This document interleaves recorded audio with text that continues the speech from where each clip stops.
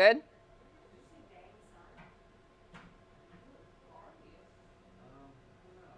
Journey through Parenthood with Martina Bills.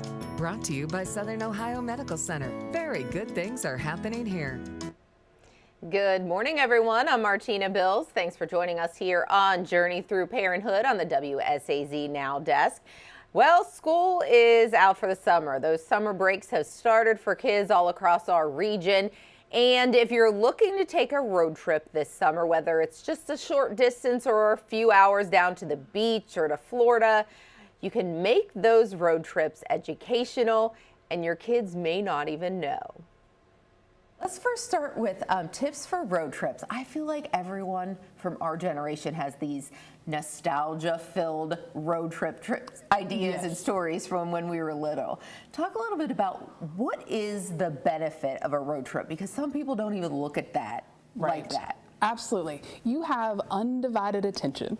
Whether you like it, whether you don't, you have time together.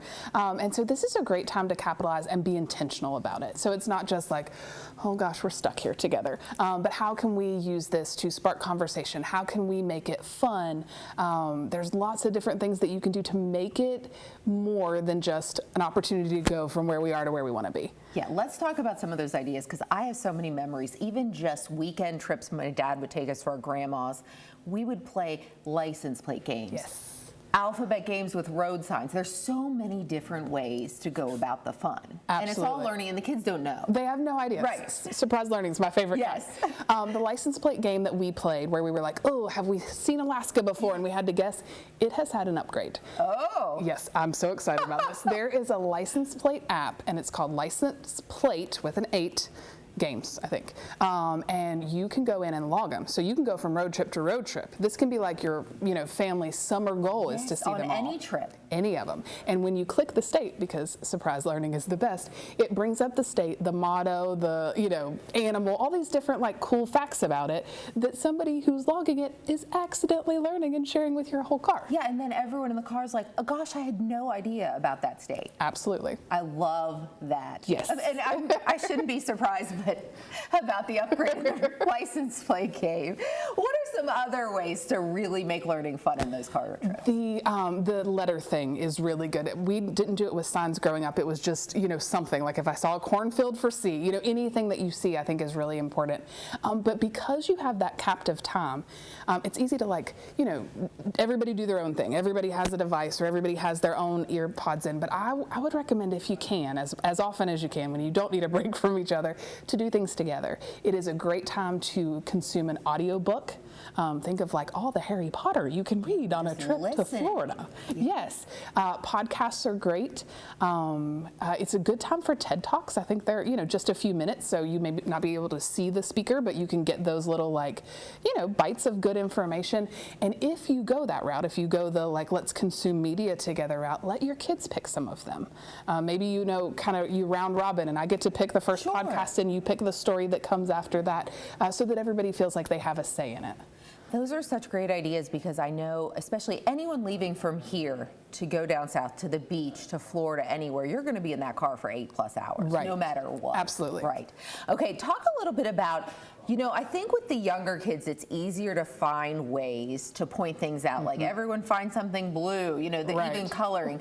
But the older kids, what are some ways to keep those high schoolers who might just want to sit there with AirPods, phones in face, pillows, blankets, comfy? And let me give you license to take all of that time you need. Sometimes it is to survive, to get from point A to point B. But older kids are very fun because they become partners in a road trip.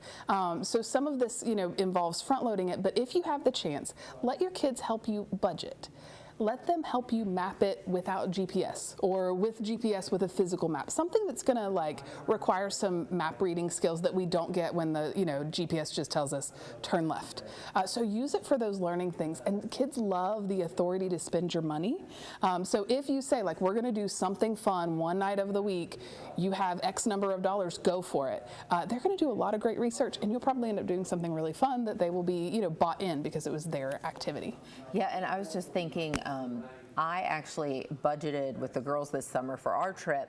They each get an X amount for their going into each store every night after ice cream, trinkets, the stuff that I may think of as junk.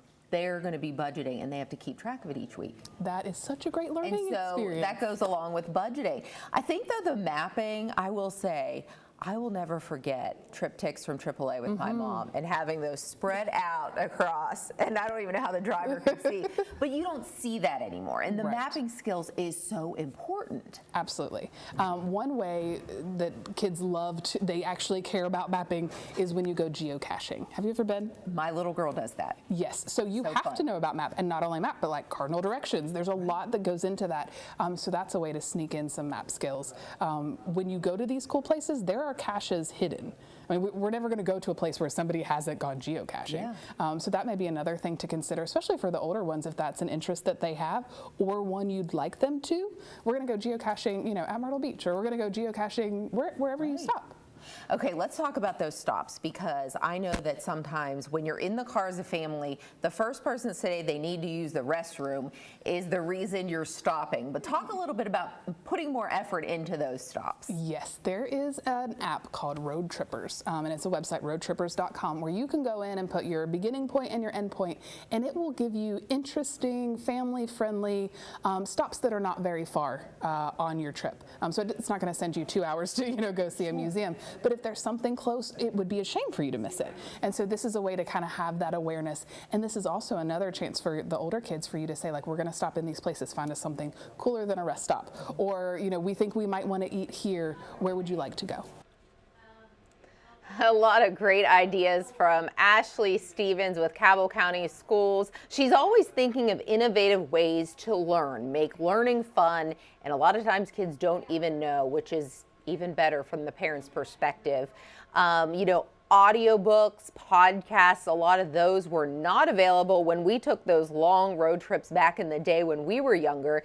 But those really provide, especially if you put them on for everyone in the car to hear, and maybe have, one child pick an audiobook or a podcast on the way down, and then the other child can pick it for the way home, and then everyone's involved in choosing, and those can really become educational. And again, the kids don't even know it.